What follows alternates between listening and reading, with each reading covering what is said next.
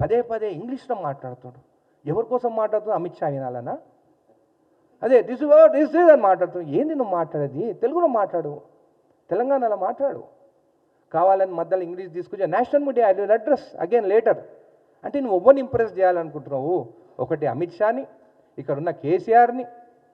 ఏంది నీ మనుషులను కూడా నేను నాలుక జీడండి నా భూమి. నేను ఒక్కటి చెప్తున్నా, జనవాడ భూమి గురించి నాకంటే ఎక్కువ నీకు తెలియదు.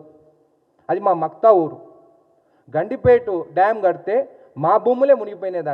నిజాం దానికి మాకు 60,000 రూపాయలు ఇచ్చిండు, బాండ్స్ కూడా ఇచ్చిండు.